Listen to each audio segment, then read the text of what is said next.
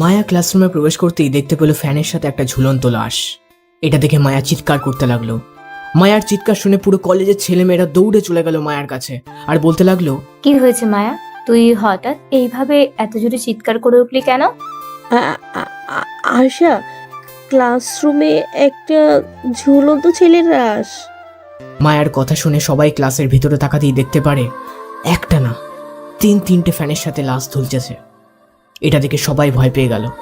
লাশগুলো শরীরে একটাও কাপড় নেই, পুরো শরীর থেকে চিরচির করে রক্ত পড়তেছে, পুরুষাঙ্গটাও কেটে ফেলেছে। সবাই আর ওইখানে দাঁড়িয়ে না থেকে চলে গেল প্রিন্সিপাল স্যারের কেবিনের কাছে। স্যার, আমাদের ইন্টার ফার্স্ট ইয়ারের ক্লাসরুমে 3টা লাশ ঝুলন্ত অবস্থায় দেখতে পেয়েছি। এভাবে দিনের পর দিন যদি কলেজের প্রতিটা ক্লাসে লাশ পাওয়া যায় তাহলে আমরা এই কলেজ ছাড়তে বাধ্য হব। সবার পিছন থেকে একজন বলে উঠল, তোমরা এই কলেজ ছেড়ে কোথাও যাবে না, এই কলেজেই থাকবে, এই কলেজেই লেখাপড়া করবে। ভিপি স্যার, এইভাবে যদি প্রতিদিন একের পর এক লাশ পাওয়া যায়, কলেজে যদি আমরা ক্লাস করতে না পারি তাহলে আমরা পরীক্ষায় কি লিখব আপনি বলেন? কাল থেকে এই কলেজে একটাও লাশ পাওয়া যাবে না। ফার্স্ট ইয়ারের রুমের দরজায় লেখা ছিল যে ক্লাস আজকে খোলা যাবে না। তাহলে কে খুললো ক্লাসটা? বিপি স্যার, আমি খুলেছি। গতকালকে আমার পায়ের একটা নুপুর হয়তো এই ক্লাসেই পড়ে গিয়েছিল, তাই আমি আর ওইটা নিতে আসছিলাম। পরে দেখি এই অবস্থা। এই নাও তোমার নূপুর। যারা ইন্টার ফার্স্ট ইয়ারে পড়ো তারা আজকে ইন্টার সেকেন্ড ইয়ারের বি শাখায় চলে যাও, ওইখানে আজকে তোমাদের ক্লাস হবে। সবাই আস্তে আস্তে চলে যেতে লাগলো। এইদিকে আমি চলে আসলাম প্রিন্সিপাল স্যারের কেবিনে। আমাকে দেখে প্রিন্সিপাল দাঁড়িয়ে গেল আর বলতে লাগলো, ভাই, আপনি এই চেয়ারে এসে বসেন, আমি ওই চেয়ারে এসে বসতেছি। আহ প্রিন্সিপাল স্যার, আপনি আপনার চেয়ারে বসেন না। এই কলেজে যাই হয়ে যাক না কেন, এই খবর যাতে বাহিরে না যায় এটা একটু খেয়াল রাখবেন। আমি আমার কাজ শেষ করে চলে যাব এই কলেজ থেকে। কিন্তু তুমি প্রতিদিন কাউকে না কাউকে খুন করেছো কেন মেঘ? ওরা তোমার কি ক্ষতি করেছে আমাকে কি একটু বলবে? পুরো ডিটেলসে বলতে হবে নাকি শর্টকাটে বলবো? তোমার যেভাবে ভালো লাগে ওভাবেই বলো। তাহলে শোনেন। 2 বছর আগে এই কলেজের ছাদ থেকে লাফ দিয়ে 1 সপ্তাহে 6 জনের মৃত্যু হয়েছে। এটা তো আপনার মনে আছে তাই না? এটা তো মনে আছে, কিন্তু পুলিশ তো বললো যে 6জন মেয়ে আত্মহত্যা করেছে। কেউ আত্মহত্যা করে নাই। এই দেখেন রিপোর্ট। ওই 6 জন মেয়েকে কিডন্যাপ করে নিয়ে তাদেরকে ধর্ষণ করেছে, পরে তাদেরকে ছেড়ে দিয়েছে। যখন ওরা জানতে পারে যে তাদের পেটে বাচ্চা এসেছে তখন তারা আর কোনো উপায় না পেয়ে আত্মহত্যা করে। আমি ওই 6 জন মেয়ের সঙ্গে যারা এমন করেছে তাদেরকে এমনভাবে শাস্তি দিব যাতে আর কোনো দিন দুনিয়ার আলোই না দেখতে পারে। তুমি যা ইচ্ছে করো, আমি তোমাকে বাধা দিব না, তবে একটু সতর্ক থাকবে যাতে এই কথাগুলো মিডিয়াতে না চলে যায়। মিডিয়াতে চলে গেলে বুঝতেই তো পারছো। আমি জানি স্যার, কিন্তু পুলিশ আমাদের কাছে কেন বলল এটা আত্মহত্যা? পোস্টমর্টেম করার পর তো রিপোর্ট এসেছিল, ওইগুলোতে তো স্পষ্টই লেখা ছিল যে আত্মহত্যা। পরে আমাকে একজন ডাক্তার বানিয়েছে যে এমন এমন হয়েছে, জানিয়েছে যে এমন এমন হয়েছে। এরপর আমি ওইখানে যাওয়ার পর এই রিপোর্টগুলা পাই। যারা যারা এমন করেছে তাদেরকে এমনভাবে শাস্তি দিবে মেঘ, আর যাতে অন্য কারোর সাথে এরকম করার আগে 7 বার ভাবতে হয়। ইনশাল্লাহ স্যার। আমি তো মাফিয়া জগৎ থেকে বের হয়ে গেছিলাম, তবুও ওরা আমাকে বের হতে দিল না। আবার আমাকে সেই কালো জগতে ঢুকতেই হলো। কালো জগৎটা তোমার মতো ভালো মানুষের জন্য। তোমার যে কোনো হেল্প লাগলে আমাকে বলবে, আমি সব দিয়ে করব। ঠিক আছে স্যার। আর ওই লাশগুলো একটু পর আমার লোকেরা পুলিশের ছদ্মবেশে এসে নিয়ে যাবে ওদের। ঠিক আছে, এখন তাহলে তুমি যাও। প্রিন্সিপাল স্যারের কেবিন থেকে বেরিয়ে হয়ে চলে আসলাম বাহিরে। এসে দেখি একজন সাংবাদিক এসে প্রিন্সিপাল স্যারের কেবিনের সামনে দাঁড়িয়ে আছে। তাকে দেখে আমি বলতে লাগলাম, কি ব্যাপার স্যার, এইখানে কি করেন আপনি? আজকে ইন্টার ফার্স্ট ইয়ারের ক্লাস রুমে 3টে লাশ পাওয়া গেছে। আমি খবর পেয়েছি তাই এখানে এসেছি। লাশ পাওয়া গেলে তো আর কলেজ চলতো না, তাই না?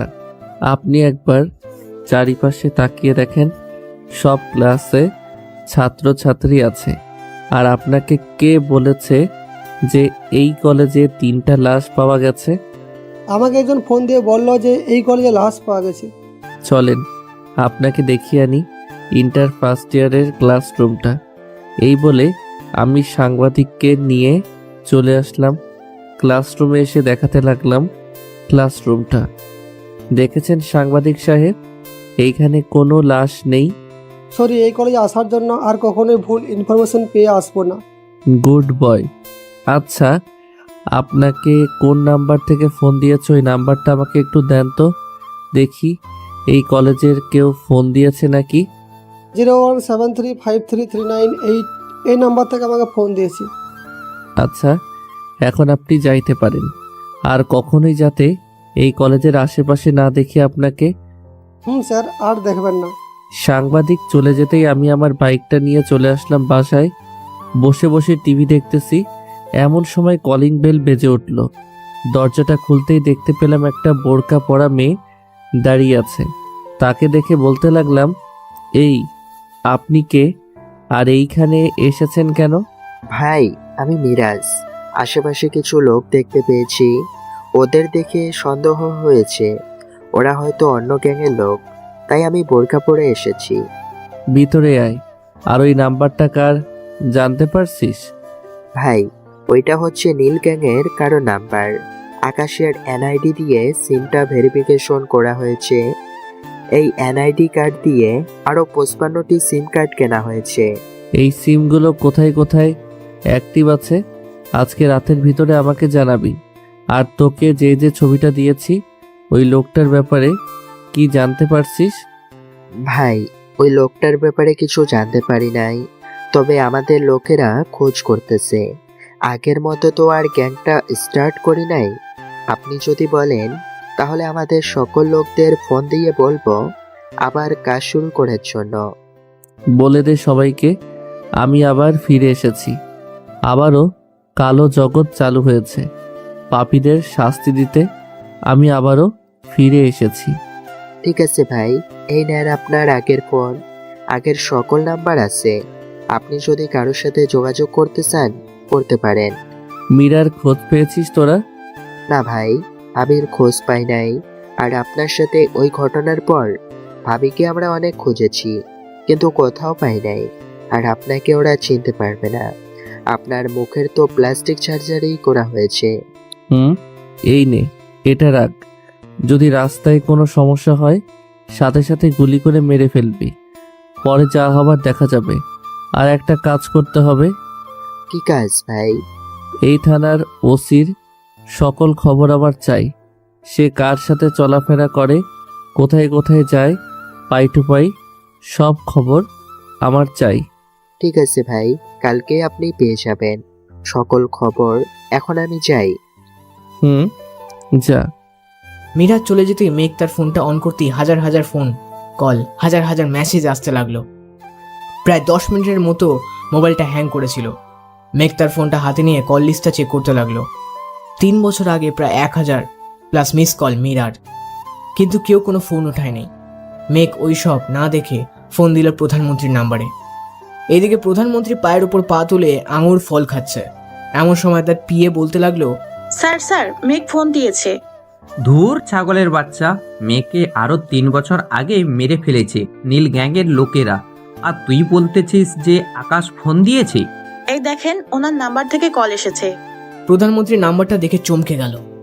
তাড়াতাড়ি তার পিএ এর হাত থেকে ফোনটা নিয়ে কানের কাছে ধরতেই ও পাশ থেকে মিউজিক আসতে লাগলো। লা লা লা লা লা লা লা লা। কিছুক্ষণ মিউজিক বাজার পর ওই পাশ থেকে বলতে লাগলো, এই মিস্টার প্রধানমন্ত্রী, কি খবর? অনেক বছর পর আপনার সাথে কথা হলো। কেমন আছেন? আগের মতো আপনার গ্যাং চলতেছে নাকি? ভাই, আপনি বেঁচে আছেন? কেন, তুই কি ভাবছিলি আমি মরে গেছি? এত সহজে আমি মরবো না রে। তোদের মতো কুকুরকে যদি আমি হ্যাঁচড়াতে হ্যাঁচড়াতে জ্যান্ত কাপড় না দিতেছি ততদিন আমি মরবো না। শালা কুত্তার লেজ এখনো সজা হয় নাই। বেকা ছিল, এখনো বেকাই আছে দেখছি। তোর কাছ থেকে তো সব কিছুই কেড়ে নিয়েছি। এখন যখন জানতে পেরেছি তুই বেঁচে আছিস, তাহলে তো তোকেও খতম করতে হয়। অপেক্ষায় আছি তোদের জন্য, তাড়াতাড়ি আয় আমার কাছে, যাতে তোদের মাংসগুলো আমি আমার কুকুরগুলোকে খাওয়াতে পারি। ওরা অনেক দিন ধরে ক্ষুধার্ত। ভয় পাইছি, প্লিজ আমাকে ছেড়ে দে। আমি আর এমন করব না। ভাবছিস আমি তোকে এইগুলো বলবো? কখনোই না। আমি এই দেশের প্রধানমন্ত্রী। তোকে যেখান থেকে পারি ওইখান থেকেই বের করে নিয়ে আসবো, দেখে নিস। ঠিক আছে, আমাকে খুঁজতে থাকেন, আমিও আপনাদের কিছু তথ্য বের করি। কি বলেন আপনি? এরপর না হয় আমরা দুইজন ফুটবল খেলবো। আপনি ফাঁকা মাঠে গোল তো একবার দিয়েছেন, এবার না হয় আমি আপনার সকল চেলাপেলার সাথে গেমটা খেলে এরপর গোল করব। রাখলাম এখন। মেঘ ফোনটা কেটে দিল। এইদিকে প্রধানমন্ত্রীর আগে ঠাস করে চড় মারল তার পিয়েকে, কিন্তু তার পিয়ের গালে চটটা না লেগে তার স্ত্রীর গালে চটটা লেগে গেল। তুমি আমাকে আবার মারলে? আজকে তো আমি আব্বুকে ফোন দিয়ে বলেই ছাড়বো। এরপর আব্বু এসে তোমার মাথাটা হাতে নিয়ে ফুটবল খেলবে। তুমি আমার বাবাকে চিনো না, আমার বাবা আন্ডারওয়ার্ল্ডের ডন। বউ সরি, আমি তো আমার পিয়েকে চর মারছিলাম, তোমার গালে লেগে গেছে। তুমি প্লিজ তোমার আব্বুকে ফোন দিও না। তোমার জন্য আমি রাতে উপহার নিয়ে আসবো। সত্যি নিয়ে আসবে তো? সত্যি নিয়ে আসবো। এখন তো একটু হাসো প্লিজ। এদিকে প্রধানমন্ত্রী তার স্ত্রীর কাছে কথা বলতেছে, এমন সময় মেঘ তার ফোনটা বের করে ফোন দিল বাবুকে। এত বছর পর বাবু তার ফোনে মেঘের নাম্বার দেখে তাড়াতাড়ি ফোনটা রিসিভ করে বলতে লাগলো, ভাই আপনি তাও এত বছর পর আমাকে ফোন দিলেন? বাবু, আমি আবারও আন্ডারওয়ার্ল্ডের কালো জগতে ফিরে এসেছি। You came my home. ভাই আপনি আপনার লোকেশন পাঠিয়ে দেন, আমি 1 ঘন্টার ভিতরে চলে আসতেছি। আমি দুনিয়ার যে কোনো মাথায় থাকি না কেন, 1 ঘন্টা যখনই বলেছি 1 ঘন্টার ভিতরে আসবো। Good boy. দেখো তোমার নাম্বারে মেসেজ করে পাঠিয়ে দিয়েছি আমার লোকেশনটা। ভাই পাইছি, আমি মাত্র 60 কিলোমিটার দূরে, আপনি এখনই চলে আসতেছি। শোনো, আগে আমার কথা, এমনভাবে সেজে আসবি যাতে তোকে কেউ চিনতে না পারে। মিরাজ আমাকে বলে গিয়েছে আশেপাশে নীল গ্যাংয়ের লোকেরা আছে, ওরা তোকে দেখলে চিনে ফেলতে পারে। আপনি চিন্তা করবেন না, এখন আর এই বাবুকে বাবু পাইছে না। বাবু এই এখন অনেক স্মার্ট হয়ে গেছে। আমাকে দেখলেই বুঝতে পারবেন। তাহলে তো দেখতেই হয়, চলে আসো তাড়াতাড়ি, রাখলাম এখন। ভাই। মেঘ ফোনটা কেটে দিয়ে বিছানায় শুয়ে পড়ল। প্রায় 1 ঘন্টা পর ঘরের কলিং বেল বেজে উঠল। মেঘ দরজা খুলতেই দেখতে পেলে একটা ছেলে দাঁড়িয়ে আছে। তাকে দেখে মেঘ বলতে লাগলো, কি ভাই এইখানে কেন এসেছেন? আমার ভাই যেখানে আমিও সেইখানে ভাই, আমি বাবু। বাহ, তোকে তো চেনাই যাচ্ছে না, এত চেঞ্জ হয়েছিস কি করে? বিয়ে টিয়ে করলি নাকি? বিয়ে তো করেছি ভাই, তবে আপনি যখন ফোন দিবেন আমি তখনই হাজির হব। আমার এত পরিবর্তন শুধু আপনার জন্য হয়েছে, আগে কখনো আমি এমন ছিলাম না। আপনার কারণে আমার এত পরিবর্তন, আর আমার স্ত্রীর কারণে। যাই হোক, সবকিছু নিয়ে এসেছো তো? ভাই সব কিছু নিয়ে এসেছি। কি কি করতে হবে এক এক করে বলতে থাকেন, আমি কাজ শুরু করে দেই। সবার আগে তুমি আমার হ্যাকিং জগতে প্রবেশ করো। আগে দেখো নীল গ্যাংয়ের কেউ আছে নাকি, যদি থাকে তাহলে তাকে বের করে দাও। ওকে ভাই, বসেন আপনি, আমি এখনই চেক করতেছি। বাবু চেক করতে লাগলো। এদিকে মেঘ বসে বসে দেখতে লাগলো। বাবু হচ্ছে কম্পিউটার এক্সপার্ট। 50 সেকেন্ডের ভিতরে যে কারো কোনো কিছু হ্যাক করে ফেলতে পারে। এদিকে বাবু কয়েকবার হ্যাকিং জগতে প্রবেশ করতে গিয়েও করতে পারলো না। এটা থেকে মেঘ বলতে লাগলো, বাবু কি হয়েছে, বারবার বের করে দিতেছে কেন? ভাই নীল গ্যাংয়ের কেউ না কেউ আমাদের এক জিনিস নিয়ে আমাদের কে বের করে দিয়েছে। এখন ওরা যা মন চায় তাকে ডুবাতে পারবে আর বের করতে পারবে। আমাদের আরেকটা গ্রুপ আছে, ওইটাই ঢোকার চেষ্টা করো তো, দেখো ঢুকতে পারো নাকি। আমি দুইটাই দেখছি, একটাও কাজ করতেছে না। এই 3 বছর তো আমি এই ল্যাপটপ একবার ওপেন করে দেখি নাই বা কোনো সাইডে যাই নাই। তবে ভাই, এই এক্সচেঞ্জ আমি আনতে না পারলেও আর একজন আনতে পারবে। আর কে আনতে পারবে? তোমার চাইতে তো অন্য কেউ নেই যে এত তাড়াতাড়ি টাইপিং আর কোডিং বসাতে পারে। ভাই, আমার চাইতেও ভয়ঙ্কর মানুষ আছে। আমি তো 50 সেকেন্ডে সব কিছু নিয়ে আসতে পারি, আর সে 30 সেকেন্ডে সব কিছুই তার কন্ট্রোলে নিয়ে আসতে পারে 2 মিনিটের জন্য। 2 মিনিটের জন্য আনলে কি হবে? ওইটাই তো এখন আমাদের জরুরি। ওইটা আনতে পারলে আমি সব কিছু তথ্য ফিরিয়ে আনতে পারতাম। আমার সিক্রেট কোডিং ফাইল এমনভাবে তৈরি করেছি, ওইটা হাজার হ্যাকারটাও যদি ট্রাই করে তাহলেও খুলতে পারবে না। 2 মিনিটের মধ্যে আমাদের কাছে আনতে পারলে ওই 2 মিনিটের ভিতরে আমি আবার পুরোপুরিভাবে আমাদের এক্সচেঞ্জটা আবার ফিরিয়ে আনতে পারবো। আমরা চাইলে তাদেরকেও বের করতে পারবো। আচ্ছা, তুমি তাকে ফোন দাও আর বলো আজকে সন্ধ্যা 7টায় রিমঝিম কফি শপে দেখা করতে আমাদের সাথে। ঠিক আছে ভাই, আমি এখনই তাকে ফোন দিয়ে বলতেছি যে আজকে দেখা করতে আমাদের সাথে। আমার কাছে 35 লাখ টাকা আছে, এই টাকা দিয়ে দিক। আমি থাকতে তুই দিবি কেন? প্রধানমন্ত্রীর অ্যাকাউন্টে ঢোক। গত 3 বছরে কত কোটি টাকা পাচার করেছে এই দেশ থেকে দেখ, আর কোন কোন অ্যাকাউন্টে টাকা আছে ওই অ্যাকাউন্টগুলো থেকে সকল টাকা আমাদের অ্যাকাউন্টে ট্রান্সফার কর। আর এমন একটা মেসেজ করবি যাতে সে অজ্ঞান হয়ে যায়। তুই কাজ কর, আমি বাহির থেকে আসতেছি। ঠিক আছে ভাই, আর আমার জন্য ওইটা নিয়ে আইসেন একটু। তোর আর অভ্যাস গেল না? আচ্ছা, নিয়ে আসবো নে, তুই কাজ কর। এই বলে চলে আসলাম বাহিরে। এই দিক ওই দিক একবার তাকিয়ে দেখে নিলাম কেউ আছে নাকি। আশেপাশে কয়েকজন লোক বসে আছে দেখেই বোঝা যাচ্ছে নীল গ্যাংয়ের লোক। আমি এইসব পাত্তা না দিয়ে রাস্তা দিয়ে হাঁটতে হাঁটতে চলে আসলাম বিয়ারের দোকানে। ভাই 2 বোতল বিয়ার দেন তো। কি ব্যাপার আকাশ ভাই, আপনি কলেজের ভিপি হয়েও যদি বিয়ার খান তাহলে কলেজের ছেলে মেয়েরা কি শিখবে আপনার কাছ থেকে?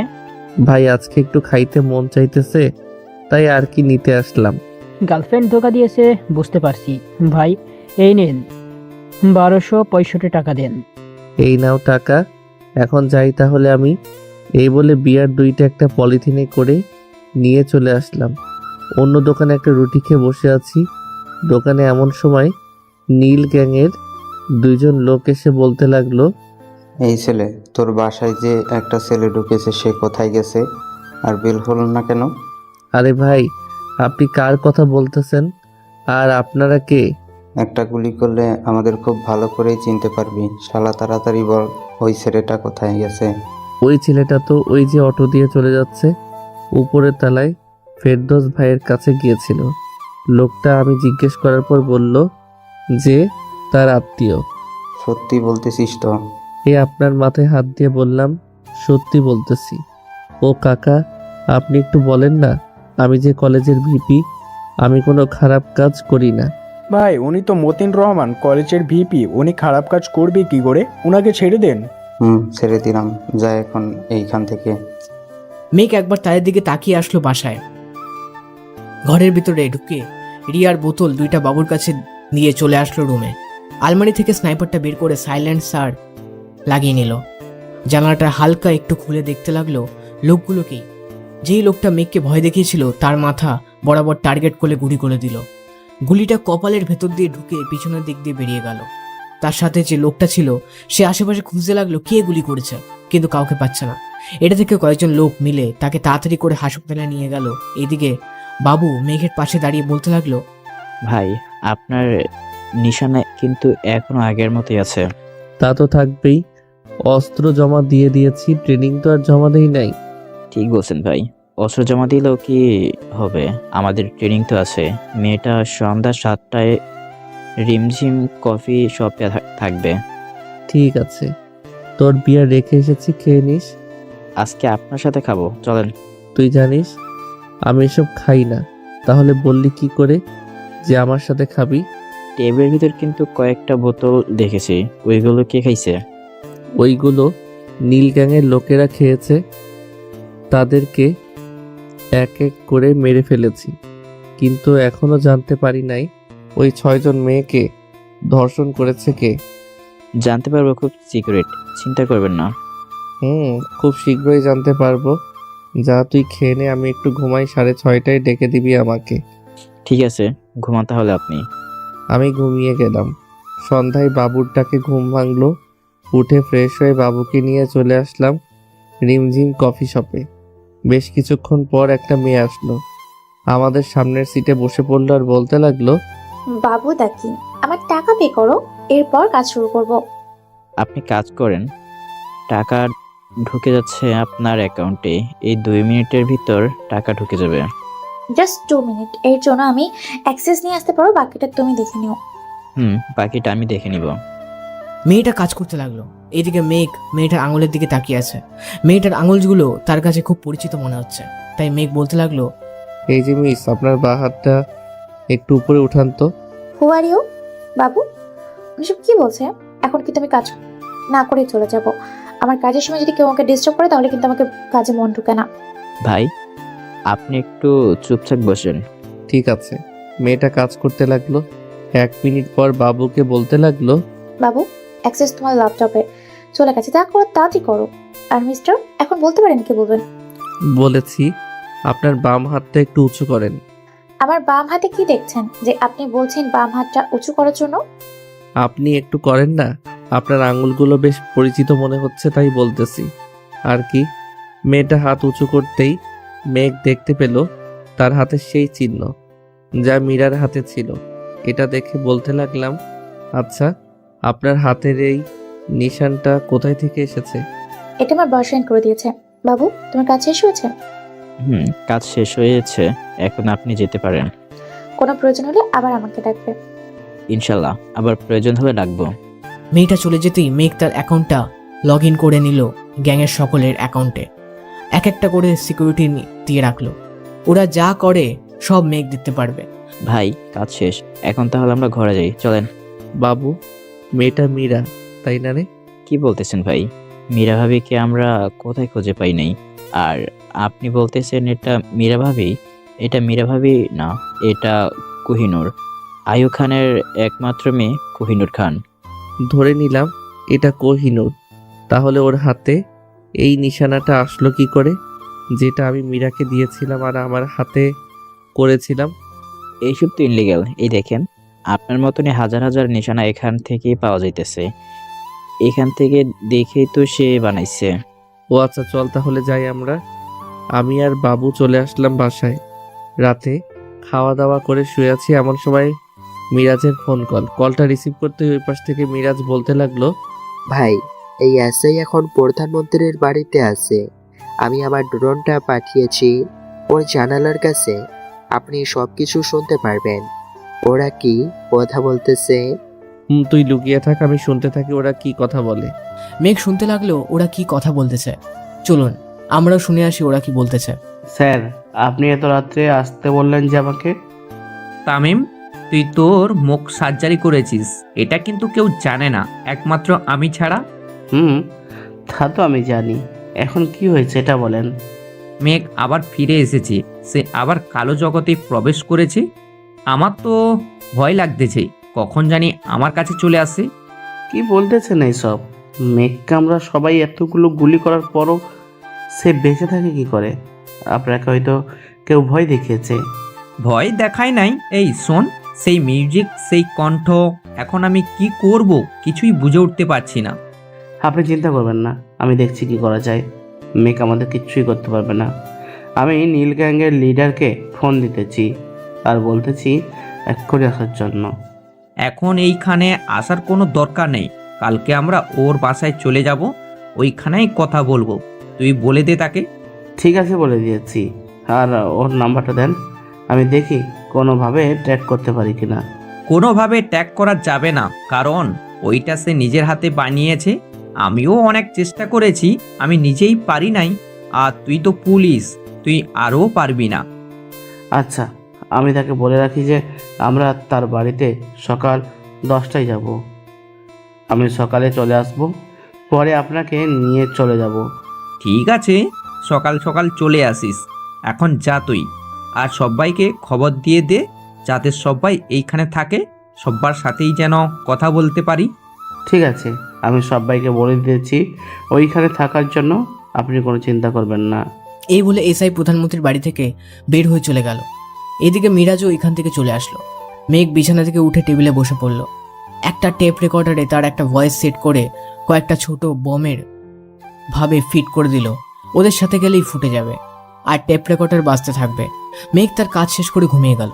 সকাল 9টায় মেঘ উঠে ফ্রেশ হয়ে বাবুর কাছ থেকে বিদায় নিয়ে চলে আসলো প্রধানমন্ত্রীর বাড়ির কাছে। এমন সময় এসআই এর গাড়ি ওই রাস্তা দিয়ে যেতে লাগলো। মেঘ গাড়িটা আটকে এসআইকে বলতে লাগলো, স্যার স্যার, ওই যে একটা ভাইয়া মুখে মাস্ক পরে বাইকে বসে আছে, ওই ভাইয়াটা এই বক্সটা আপনার হাতে দিতে বলেছে। এই বক্সের ভেতরে কি আছে? এটা তো আমি জানি না, শুধু দিতে বলেছে, আমি দিয়েছি। এখন যাই স্যার আমি। এই বলে মেঘ ওইখান থেকে চলে গেল ওইদিকে। এসআই বক্সটা নিয়ে প্রধানমন্ত্রীর বাড়ির ভেতরে ঢুকলো। এসআই এর হাতে বক্স থেকে প্রধানমন্ত্রী বলতে লাগলো, কি ব্যাপার, তুমি এসব বক্স এইখানে নিয়ে এসেছো কেন? আর এটার ভিতরে কি আছে? জানি না স্যার, এটার ভেতরে কি আছে। একটা ছেলে আমার হাতে দিয়ে বলল যে কে জানি বলেছে এটা আমাকে দিতে, তাই নিয়ে আসলাম। আরে আহমক বদের হাড্ডি, তাড়াতাড়ি বক্সটা খুলে দেখ, এটার ভিতরে বোম আছে নাকি? তোকে শুধু শুধু এসআই বানালাম, এখনো পর্যন্ত তোর মাথায় একটুও ঘিলু হয় নাই। প্রধানমন্ত্রীর কথা শুনে এসআই তাড়াতাড়ি বক্সটা খুলে ফেললো। খুলে দেখে ভিতরে একটা পুতুল। হাতে নিয়ে ঘুরিয়ে ফিরিয়ে আস্তে আস্তে বলতে লাগলো, আরে এটা তো একটা সামান্য মাত্র পুতুল, এটা দিয়ে আর কি হবে? এই বোধে পুতুলটা ফেলে দিল। নিচে ঠাস করে একটা শব্দ হলো। এসআই আর প্রধানমন্ত্রী ভয় পেয়ে গেল। শব্দ হওয়ার সাথে সাথে টেপ রেকর্ডার থেকে মেঘের দেওয়া ভয়েস রেকর্ডটা বাজতে শুরু করলো। লা লা লা, এই সবাই কেমন আছো? নিশ্চয়ই আমাকে চিনে ফেলেছো আর এখন ভয় কাঁপাকাঁপি শুরু করেছো, তাই না? তোমাদের সামনে খুব তাড়াতাড়ি আসতি। এসআই, সবার প্রথমে তোমাকে ধরবো। মনে রেখো, তোমার জন্য 6টা মেয়ের লাশের গন্ধ কিন্তু এখনো আমার শরীরে আছে। মিথ্যাবাদীকে আমি কখনোই ছাড়ি না। সব ভুলের মাফ হয়, মিথ্যার মাফ হয় না। গুড বাই, দেখা হচ্ছে খুব তাড়াতাড়ি তোমাদের সাথে। এই বলে মেঘের টেপ রেকর্ডারটা ফটাস করে ফেটে গেল। এদিকে এসআই আর প্রধানমন্ত্রী ভয় পেয়ে গেল। দুইজন বেরিয়ে পড়ল নীল গ্যাংয়ের ডেরার দিকে। আমার যদি কিছু হয় তাহলে আমি পুরো বিশ্বের কাছে বলে দিব যে তোমরা এই 6টা মেয়েকে ধর্ষণ করেছো, তাদের পেটে বাচ্চাও এনেছো, আর সব্বার কাছে মিথ্যা বলেছো যে তারা আত্মহত্যা করেছে। প্রধানমন্ত্রী আমাকে কিন্তু এখন ও চেনে না। এখন তোমার চেলাপেলা সাথে নাই। তোমাকে খুন করে আমি কিন্তু চলে যাইতে পারি। চুপচাপ বসে থাকো, আমাকে বিরক্ত করো না। প্রধানমন্ত্রী আর কিছু বলল না। বেশ কিছুক্ষণ পর এসআই তার গাড়িটা জঙ্গলের রাস্তায় ঢুকিয়ে দিল। 10 মিনিট গাড়ি চালিয়ে চলে আসলো বড় একটা বাংলো বাড়িতে। প্রধানমন্ত্রী আর এসআই গাড়ি থেকে নেমে চলে গেল বাড়ির ভিতরে। দুজনকে দেখে নিল গ্যাংয়ের লিডার ফেরদৌস। বলতে লাগলো, কি ব্যাপার, আজকে দুজন আমার বাড়িতে হাজির হয়েছো যে? ফেরদৌস, তুমি কিছু করতেছো না কেন? এইদিকে তো মেঘ আমাদের দফারফা বানিয়ে দিতেছে, তোমার কয়েকজন লোককে মেরে ফেলেছে। আমি জানি প্রধানমন্ত্রী, আমিও টেনশনে আছি। এখন যে করেই হোক মেঘকে বের করতে হবে। যেইখান থেকে পারো ওইখান থেকে বের করে আনো তোমরা। আমাদের কাছে তো আছে তার ছবি, না তো আছে কোনো খবর। আমি শুধু এতটুকুই জানি যে তার লোকেরা আর তার সাথে কাজ করে না। এটাই দেখো, আমি মিরাজকে ফোন দিতেছি, ওর মুখ থেকেই শোনো সে কি বলে। এই বলে এসআই ফোন দিল মিরাজকে। এদিকে মিরাজ, মেঘ আর বাবু বসে আছে তাদের কলের অপেক্ষায়। ফোনটা বাজতেই দেখতে পেল এসআই এর নাম্বার। এটা থেকে মেঘ বলতে লাগলো, মিরাজ, ফোনটা তাড়াতাড়ি উঠা দেখি। তারা কতটুকু ভয় পাইছে আমি ওদের হার্টবিটের শব্দ শুনতে চাই। মিরাজ ফোনটা তুলতেই ও পাশ থেকে এসসি বলতে লাগলো, মিরাজ, শুনেছি মেঘ নাকি বেঁচে আছে। স্যার, আপনি কি পাগল হয়েছেন? ভাই বেঁচে থাকবে কি করে? উনি কি কবর থেকে ভূত হয়ে উঠে এসেছে? এই কি যে আপনি বলতেছেন, উনি বেঁচে আছে? আমি এক জায়গা থেকে খবর পেয়েছি, তাই আর কি তোমাকে ফোন দিলাম। তা তুমি কি করো এখন? আমি একটা কোম্পানিতে কাজ করি। আর কিছু জানার আছে নাকি? থাকলে বলেন। না, কিছু করার নেই, রাখলাম এখন। ফোন রাখতেই মেঘ হাসতে লাগলো। হা হা হা, দেখেছিস মিরাজ আর বাবু ওরা কতটুকু ভয় পেয়েছে, আমাকে আরো ভয় পাইতে হবে। ওদেরকে এতটা ভয় পাওয়াবো যাতে তারা ফেসবুক লাইভে এসে সবকিছু খুলে বলে আর আত্মহত্যা করে। ভাই, আপনাকে একটা কথা বলতে ভুলে গেছি। স্বাধীন দুবাই থেকে ফিরে এসেছে, সে আপনার সাথে কথা বলতে চায়। এখন কারো সামনেই যাওয়া যাবে না, যা বলার ফোনে কথা বলতে হবে। এখন সামনে গেলে ওরা আমাকে চিনে ফেলবে, তখন আমাদের পুরো প্ল্যান নষ্ট হয়ে যাবে। এই নেন, তাকে কল দিয়েছি, কথা বলেন। স্বাধীনের ফোন বাজতেই ওই পাশ থেকে স্বাধীন বলতে লাগলো, ভাই, আমি আপনার সাথে দেখা করতে চাই। আমি আপনার 2 পায়ে ধরে মাপ চাবো। ভাই, আপনি প্লিজ আমাকে মাফ করে দেন। আমি আপনার সাথে অনেক বড় অন্যায় করেছি। স্বাধীন, আমি যে তোর সাথে কথা বলতেছি এটাই তোর ভাগ্যে। আমার সামনে থাকলে এখন তোকে গুলি করে তোর বুক ঝাঁঝরা করে দিতাম। আমার গ্যাংয়ের সাথে যারা প্রতারণা করে তাদেরকে আমি দুনিয়ায় রাখি না, এটা তুই ভালো করে জানিস। ভাই, আমি জানি। আমাকে আর একবার সুযোগ দেন। আমি আর কোনোদিন আপনার গ্যাংয়ের সাথে প্রতারণা করব না। আমি ভেবে দেখবো না, যদি মনে হয় তোকে আমার প্রয়োজন তাহলে আমি তোকে ডাক দিব, ডাকলাম এখন। ভাই শুনেন। মেঘ আর কোনো কথা না বলেই ফোনটা কেটে দিয়ে বাবুকে উদ্দেশ্য করে বলতে লাগলো, বাবু, স্বাধীনের ফোনটা হ্যাক করে নে, দেখ সে কার সাথে কথা বলে, আর আমি শুনতে চাই সে কি বলে। ওয়েট ভাই, আমি এখনই হ্যাক করতেছি, আপনি সব শুনতে পারবেন সে কার কার সাথে কথা বলে কি বলে। বাবু স্বাধীনের ফোনটা হ্যাক করতেই দেখতে পেল স্বাধীন কাকে যেন কল দিতেছে। ওই পাশ থেকে কলটা রিসিভ করতেই বলতে লাগলো, স্বাধীন, আমি যেটা শুনেছি এটা কি সত্যি? মেঘ বেঁচে আছে নাকি? আমাদের ভাই বেঁচে আছে, আমি মাত্র কথা বললাম। ধন্যবাদ তোকে। এখন তুই যে কোনো স্থানে পালিয়ে যা, তা না হলে তোকে মেরে ফেলবে মেঘের ছেলেপেলেরা। আজকে যাব না ভাই, আমি কথা বলেছি। দেখি যদি কোনো রকম আবার মেঘ ভাইয়ের গ্যাংয়ে ঢুকতে পারি, তাহলে আবার তার সাথে প্রতারণা করে আবার চলে যাব দুবাই। গুড বয়, আমি তো এমন একটা ছেলেই চেয়েছিলাম। এই তোরা শোন, কাজ করলে স্বাধীনের মতো করবি। আচ্ছা স্বাধীন, এখন রাখলাম, আবার কথা হবে কালকে। ঠিক আছে ভাই, রাখেন তাহলে। কি রে মিরাজ, কি বুঝলি? তুই না বলেছিলি স্বাধীন ভালো হয়ে গেছে, এই তার আসল রূপ, তাই না রে? আমাদের লোকদের খবর দিয়ে বল যে স্বাধীনকে 2 ঘন্টার ভিতরে আমাদের আস্তানায় নিয়ে যাওয়ার জন্য। ঠিক আছে ভাই, আমি এখনই বলতেছি তাদেরকে। চলেন, আমরা আমাদের আস্তানার উদ্দেশ্যে রওনা দিয়ে দেই। যাইতে তো সময় লাগবে। তোরা চলে যা, আমি ঠিক সময় চলে যাব, আর স্বাধীনকে নিয়ে আসে যাতে সে বুঝতে না পারে তার কিছু করব। তুই বলবি যে তাদেরকে আমার কথা বলে নিয়ে আসতে। আচ্ছা ভাই, আমি তাহলে এখন যাই। বাবু, তুই যাবি নাকি থাকবি এখানে? বাবু থাকবে, বাবুর সাথে কাজ আছে, তুই যা। ঠিক আছে ভাই। মিরাজ চলে যেতে আমি বাবুকে বলতে লাগলাম, শোন বাবু, তুই এখন মিরাজের নাম্বার হ্যাক কর, দেখ তো সে কার কার সাথে কথা বলে। ভাই, আর যাই বলেন না কেন, মিরাজ এমন মানুষ না, মিরাজ কখনোই আমাদের সাথে করতে পারে না। দেখ বাবু, আমি এখন কাউকে বিশ্বাস করি না, আমি তোকেও বিশ্বাস করি না, কারণ এখন আমি ফিরে এসেছি, এটা সবাই জানতে পেরে গেছে। আস্তে আস্তে পুরো শহর জেনে যাবে, কাল থেকে হয়তো চারিপাশে পুলিশ ঘোরাঘুরি করবে। ভাই, আমরা থাকতে আপনার কিছু হতে দিব না। এই দেখেন ভাই, মিরাজ একজন কার সাথে যেন কথা বলতেছে। স্পিকার বাড়া, শুনি সে কি বলতেছে। বাবু স্পিকার বাড়াতেই ওই পাশ থেকে মিরাজের স্ত্রী মিরাজকে বলতেছে, তোমরা কোথায় আছো? তাড়াতাড়ি বাসায় আসো, আমার পেটে ব্যথা করতেছে অনেক। প্লিজ মিরাজ, তাড়াতাড়ি আসো। আমি এখন আসতে পারবো না, তুমি তাড়াতাড়ি আম্মুকে নিয়ে হাসপাতালে যাও, আমি কাজে আছি। আমার থেকে এখন তোমার বেশি প্রয়োজন হয়ে গেছে কাজ, তাই না? থাকো তুমি তোমার কাজ নিয়ে, আমি মরে গেলে আমার কবর দিতে আইসো। এই বলে মিরাজের স্ত্রী ফোনটা কেটে দিল। এদিকে মেঘ আর বাবু গ্যারেজ থেকে একটা গাড়ি বের করে যেতে লাগলো মিরাজের বাড়িতে। 10 মিনিটের মধ্যে চলে আসলো মিরাজের বাসায়। কলিং বেল দিতেই মিরাজের আম্মু এসে দরজা খুলে দিল। মেঘদের দেখে বলতে লাগলো, বাবা প্লিজ আমার বৌমাকে হাসপাতালে নিয়ে চলো, আমার বৌমার অনেক ব্যথা উঠেছে, সে প্রেগনেন্ট, আজকে তার ডেলিভারি হবে। চাচি, আপনি কোনো চিন্তা করবেন না, আমি এখনই নিয়ে যাইতেছি, আপনি গাড়িতে গিয়ে বসেন, বাবু তাড়াতাড়ি আয় আমার সাথে। এই বলে বাবুকে নিয়ে চলে আসলাম মিরাজের রুমে। এসে দেখি মিরাজের স্ত্রী ব্যথায় কান্না করতেছে। আমি আর বাবু তাড়াতাড়ি করে মিরাজের স্ত্রীকে নিয়ে চলে আসলাম গাড়িতে। বাবু তুই গাড়ি চালা তাড়াতাড়ি, কাছে দেখ হাসপাতাল কত দূর আছে।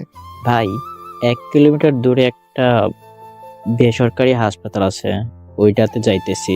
আমরা 7 বা 10 মিনিটের মধ্যে চলে যাব। বাবু গাড়ি চালাতে লাগলো। 16 মিনিটের ভেতরে চলে আসলো হাসপাতালে। মিরাজের স্ত্রীকে তাড়াতাড়ি করে নিয়ে চলে আসলো অপারেশন থিয়েটারের সামনে। ডাক্তার দেখে তাড়াতাড়ি নিয়ে চলে গেল অপারেশন থিয়েটারের ভেতরে। বেশ কিছুক্ষণ পর নার্স বের হলো একটা বেবি নিয়ে। বেবিটা মিরাজের মায়ের কোলে দিয়ে মেঘ নার্সকে বলতে লাগলো, নার্স, পেশেন্টের কি অবস্থা এখন? আর 5 মিনিট দেরি করে আসলেই পেশেন্ট মারা যেত, সাথে বাচ্চাটাও মারা যেত। ওনার ডেট ছিল আরও 2 দিন আগে। আপনারা নিয়ে এসেছেন তাই আল্লাহর রহমতে বেঁচে গেছে। ধন্যবাদ নার্স। বাবু মিরাজকে ফোন দিয়ে বল হাসপাতালে আসার জন্য। আচ্ছা ভাই, বলতেছি এখনই। বাবু ফোন দিল মিরাজকে। মিরাজ ফোনটা রিসিভ করতেই বাবু বলে দিল সব। বেশ কিছুক্ষণ পর মিরাজ আসলো। তার মায়ের হাতে বেবি দেখে এই মেঘকে কিছু বলতে যাবে, এমন সময় মেঘ ঠাস ঠাস করে চড় মেরে দিল মিরাজের 2 গালে। এই মিরাজ, তোর বউ যে প্রেগনেন্ট, ভাবির যে ডেলিভারি আরো 2 দিন আগে হওয়ার কথা ছিল, তুই নিয়ে আসিস নাই কেন? আজকে যদি আমি সময় মতো না নিয়ে আসতাম তাহলে ভাবি আর বাচ্চা 2জন মারা যেত। ভাই আসলে আমি তো বলি নাই যে পরিবারের কাউকে মেরে ফেলে কাজ করতে। আগে তোর পরিবার, এরপর তোর কাজ। যা ভাবির সাথে গিয়ে কথা বল। আর তোর মেয়ে হয়েছে বাবু, তুই এক কাজ কর, আস্তানায় ফোন দিয়ে জিজ্ঞাসা কর স্বাধীনকে নিয়ে এসেছে নাকি। ঠিক আছে ভাই, জিজ্ঞেস করতেছি। বাবু ফোন দিয়ে জিজ্ঞাসা করতে লাগলো।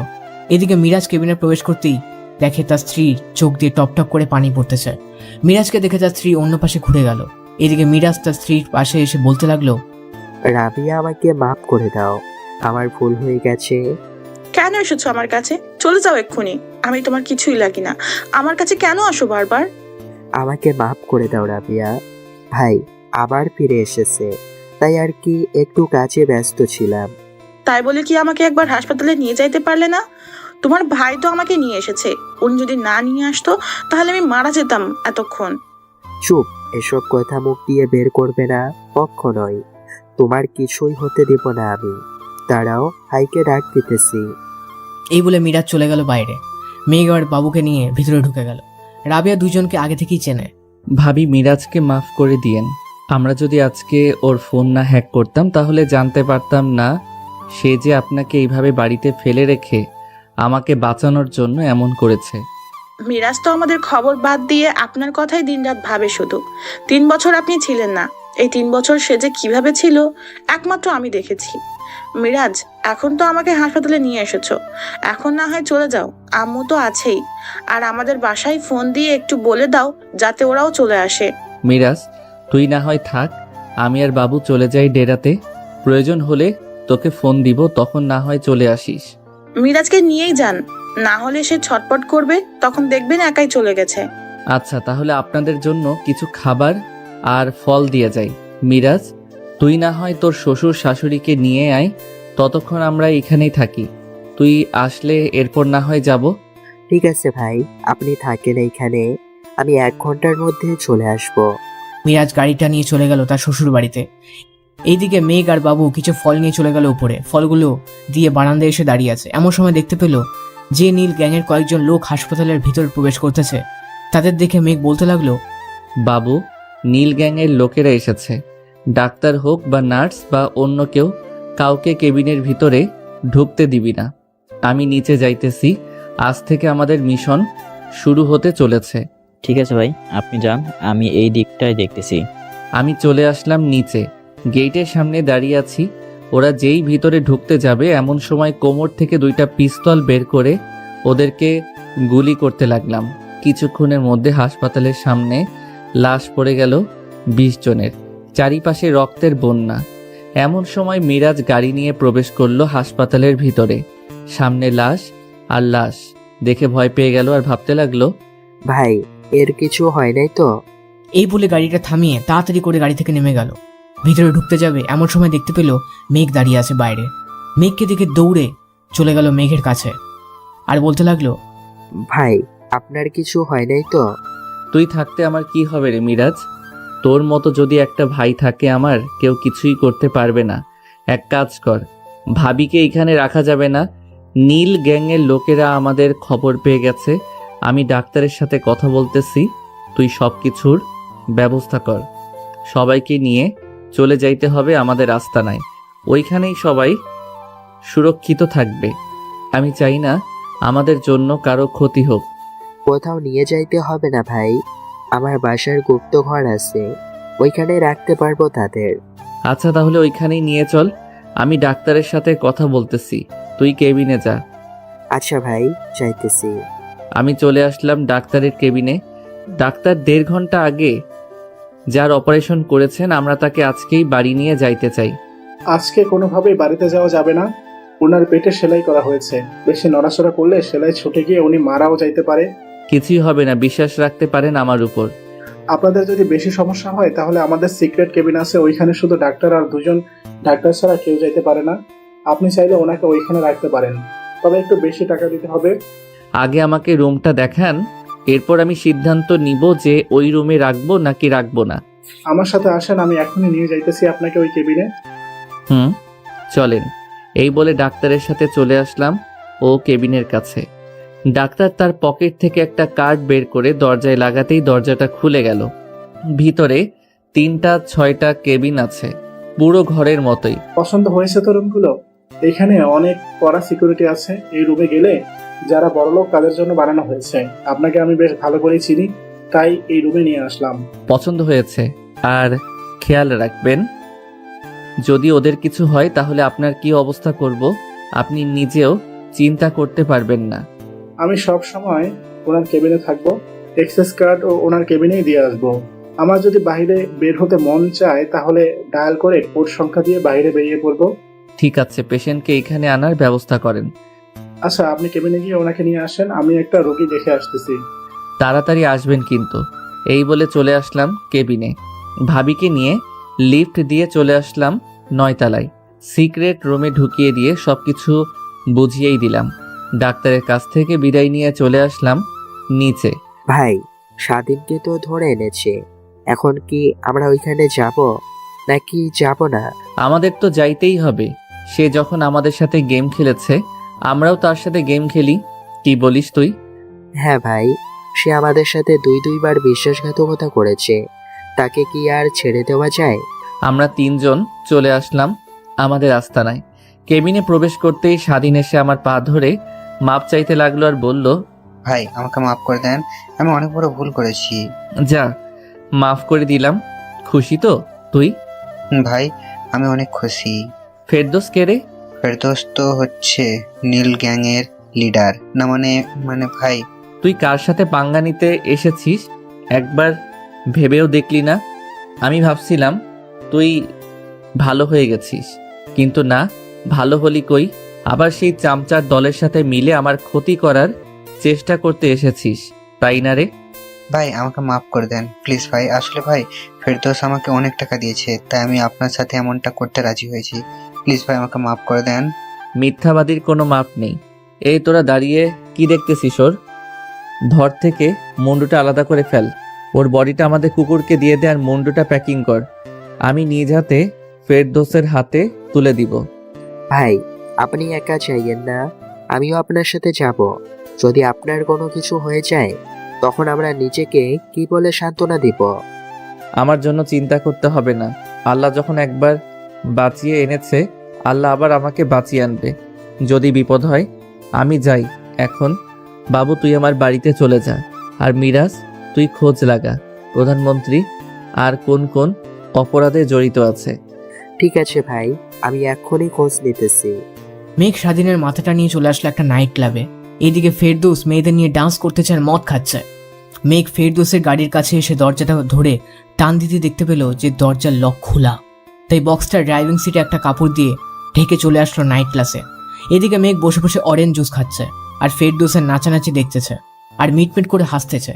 রাত 3টায় পার্টি শেষ হতেই ফেরদৌস চলে আসে তার গাড়ির কাছে। দরজাটা খুলে ড্রাইভিং সিটে বসতে যাবে এমন সময় দেখতে পেল যে একটা বক্সটা হাতে নিয়ে মাতাল অবস্থায় বলতে লাগলো, কোন শালা আমার গাড়িতে বক্স রেখে গেছে? যদি একবার ধরতে পারি তাহলে তার মুন্ডু আলাদা করে ফেলবো। বক্সটা দেখে তো বড়ই সরই দেখা যাচ্ছে, খুলে দেখি কি আছে। এই বলে ফেরদৌস বক্সটা খুলে ফেলল। বক্সটা খুলতে দেখতে পেল স্বাধীনের মাথা হাতে নিয়ে ধপাস করে ফেলে দিল নিচে আর চিৎকার করে বলতে লাগলো, না, আমার ভাই মরতে পারে না। আমার ভাইকে মেরেছিস মেঘ, আমি তোকে ছেড়ে দেব না। এবার তোর কলিজাটা বুকের ভেতর থেকে বের করে দেখে নিস। আমি আমার গাড়িতে বসে ফেরদৌসকে বলতে লাগলাম, কি ব্যাপার নীল গ্যাংয়ের লিডার, সারপ্রাইজটা কেমন হলো? দিলাম তো তোমার ভাইকে উপরে উঠিয়ে, আস্তে আস্তে তোমাদেরকেও দিব। আগে সব প্রমাণ বের করি, এরপর 6টা মেয়েকে ধর্ষণ করা হয়েছে, এদের বিচার করেই তো ছাড়বো। আমি গেলাম এখন। এই বলে গাড়ি চালিয়ে চলে আসলাম বাসায়। এসে দেখি বাবু শুয়ে আছে। আমিও বাবুকে না ডেকে বাবুর পাশেই শুয়ে পড়লাম। সকালে বাবুর ডাকে ঘুম ভাঙলো। ভাই তাড়াতাড়ি ওঠেন, এসআই এসেছে, তাড়াতাড়ি করে পিস্তলগুলো লুকিয়ে রাখেন। আরে কিছুই লুকাতে হবে না, আসতে দে তাকে। স্বাধীনকে তো শেষ করলাম, এবার না হয় এসআইকে শেষ করি। যা গিয়ে দরজা খুলে দে। বাবু গিয়ে দরজা খুলে দিতেই এসআই ভিতরে প্রবেশ করলো। মেঘকে শুয়ে থাকে দেখে বলতে লাগলো, এই ছেলে, তোমার নামে মামলা হয়েছে, তাড়াতাড়ি চলো আমাদের সাথে থানায়। আরে স্যার, কিসের জন্য মামলা হলো আমাকে বলেন, আর আমাকে যে অ্যারেস্ট করবেন সেই কাগজ বা কোথায়? এত কিছু দেখাতে পারবো না, তোকে যেটা বলেছি এটা কর। যদি এখন আমার সাথে না যাস তাহলে তোর জন্য এমন হাল করব, কোনো দিনও নিজের চেহারা আয়নায় দেখতে পারবি না। বাবু, জি ভাই। আশেপাশে যদি কিছু খোলা থাকে তাহলে লাগিয়ে দাও, যাতে শব্দগুলো বাহিরে না যায়। ঠিক আছে ভাই, আপনি আপনার কাজ করেন, আমি বাইরে দাঁড়িয়ে দাঁত ব্রাশ করতে থাকি। যা। বাবু চলে যেতেই আমি এসআইকে আমার খাটের সাথে দাঁড়া করিয়ে দিলাম। একটা গুলি নাক বরাবর, সাথে সাথে নাক ফেটে রক্ত পড়তে লাগলো। এটা দেখে এসআই বলতে লাগলো, ভাই আমাকে মাফ করে দেন প্লিজ, আমি ভুল করে আপনার বাসায় চলে এসেছি, প্লিজ আমাকে মাফ করে দেন। তোকে মাফ করার আগে এই থানার এসআইকে তাড়াতাড়ি নিয়ে আয়। তোর প্রথম কাজ হলো এটা আনার পর আমি দ্বিতীয় কাজ বলতেছি। সে তো মারা গেছে, তাকে কোথা থেকে নিয়ে আসবো? আমার সাথে মিথ্যা বলিস তাই না রে? দাঁড়া, এখনই তোকে কারেন্ট শক দিতেছি, পেট থেকে সুরসুর করে কথা বেরিয়ে আসবে। ভাই ভাই কিছু করেন না, আমি এক্ষুনি আনতেছি, আমাকে 10 মিনিট সময় দেন, আমি আপনার সামনে হাজির করাবো তাকে। দিলাম 10 মিনিট সময়, যা করার তাড়াতাড়ি কর, তা না হলে তোর কি হাল হবে বুঝতে পারছিস তো। স্বাধীনের মতো তোর নিথর দেহ থেকে মুন্ডুটা আলাদা করে প্যাকেট করে পাঠিয়ে দিব প্রধানমন্ত্রীর বাড়িতে। এটা বলতেই এসআই কান্না করতে করতে ফোন দিল তার লোককে। 20 মিনিট পর এই থানার এসআইকে দিয়ে গেল আমার বাসায়। সিরাজ সাহেব এতদিন তো বন্দি ছিলেন, এখন তো মুক্ত হয়েছেন। ভাই, আপনি যদি আমাকে না ছাড়িয়ে আনতেন তাহলে আমি মারা যেতাম ওইখানেই। ওরা আমাকে অনেক অত্যাচার করেছে, ওদের যা যা কালো কাজ ছিল আমি সকল প্রমাণ জোগাড় করেছিলাম, ওইগুলো নিয়ে পুড়িয়ে ফেলেছে। পুড়িয়ে ফেললে কি হবে, আমি তো আছি। আমার কাছ থেকে তো কোনো কিছুই লুকাতে পারবে না, তাই না? এখন এটার কি শাস্তি দিব বলেন? আপনার মাল আপনি ধরে এনেছেন, আপনি যা করার করেন, আমি বাধা দিব না। ঠিক আছে, তাহলে তুমি একটু দাঁড়াও, আমি লাইভটা শুরু করি। এই বলে আমি আমার ফোন থেকে লাইভ শুরু করলাম। বেশ কিছুক্ষণের মধ্যে হাজার হাজার মানুষ জয়েন হতে লাগলো লাইভে। এইদিকে এসআই বলতে লাগলো, 2 বছর আগে যে 6টা মেয়ে মারা গেছে তারা এমনই মারা যায়নি, তারা অন্য কারণে মারা গেছে। অন্য কারণটা না হয় আমাদের প্রধানমন্ত্রী বলবে। আপনারা আমার সাথেই থাকেন, খুব শীঘ্রই প্রধানমন্ত্রীকেও লাইভে আনতেছি। আজকের মতো এখানেই সমাপ্ত। সিরাজ সাহেব, এটাকে নিয়ে একটু ঠান্ডা করেন, কাল কোটরিতে রাখবেন এইটাকে। ঠিক আছে ভাই, কাল কোটরিতে না অন্য একটা জায়গায় রাখবো। রাতে কয়েকদিন না খেয়ে ভয় পেয়েই মারা যায়, এমন জায়গাও আছে আমাদের জেলে। তাহলে তো আরো বেশি ভালো হলো, দিয়ে যান তাড়াতাড়ি, আমি প্রধানমন্ত্রীকে নিয়ে আসতেছি কিছুদিন পর। ঠিক আছে ভাই, আজকে তাহলে আমি গেলাম। এই কুত্তার বাচ্চা, ড্রেস খোল আমার, আমাকে অনেক জ্বালিয়েছিস, আজকে থেকে আমি তোদের জ্বালাবো। এই বলে সিরাজ তাকে নিয়ে চলে গেল থানায়। এদিকে প্রধানমন্ত্রীর অবস্থা খারাপ, সে না তো পারতেছে ঘুমাইতে, না পারতেছে খাইতে। ফেরদৌসের ডেরায় বসে আছে 2 জন। ফেরদৌস, মেঘ তো একের পর একজনকে ধরেই নিয়ে যাইতেছে, তুই কিছু একটা কর, তুই না করলে যে আমরা সবাই মারা যাব। এখন কিছুই করা যাবে না, টোপ বুঝে ডুব গিলতে হবে। আচ্ছা, মেঘের পরিবারে আর কেউ আছে নাকি? সবাইকে তো আমরা মেরে ফেলেছি, আর কেউ নেই। আর থাকলেও অন্যান্য মাফিয়ার লোকেরা তাদের মেরে ফেলেছে। তাহলে আমরা কিভাবে মোকাবেলা করব তার সাথে? তাদের তো মরতেই হবে। চলেন এক কাজ করি, আমরা আমাদের দলবল নিয়ে মাঠে নেমে পড়ি, যা হবার হবে। এসআইকে তো ধরে ফেলেছে, আগের এসআইকে ছাড়িয়ে নিয়েছে।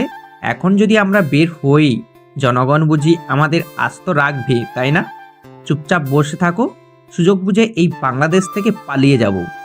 আমি আমার পিএকে ফোন দিয়ে বলতেছি যে 650 কোটি টাকা আমার ছেলে আর আমার মেন অ্যাকাউন্টে পাঠিয়ে দেওয়ার জন্য। পরে সুযোগ বুঝে আমি আমার পাসপোর্ট নিয়ে এই দেশ থেকে পালিয়ে যাব। এ তো সহজ মনে করো না। মেঘ হচ্ছে একটা শকুন, সে আসমানে ওড়াল পারলেও ও নিচু তার খাবারের জিনিসটা সে দেখতে পায়। আমাদের দেখলেই সে থাবা দিয়ে নিয়ে চলে যাবে। এক কাজ করি, কালকে রাতে আমি আমার ট্রলারে করে অন্য একটা আষ্টে চলে যাই, পরে না হয় আপনি আসেন। তুমি আমাকে ফেলে রেখে চলে যাবে তা তো আমি হতে দিব না। আচ্ছা সত্যি করে বলো তো, এই 6টা মেয়েকে দর্শন করেছে কে, আর তারা বুঝলো না কিভাবে? তাদের ধর্ষণ করেছে আমাদের বস। আপনি তো আমাকে বস বস করে ডাকেন, কিন্তু আমি বস না, আমাদের বস আরেকজন। সে কে আবার? বলে দিলে হবে না, সে তার কাজ করতেছে।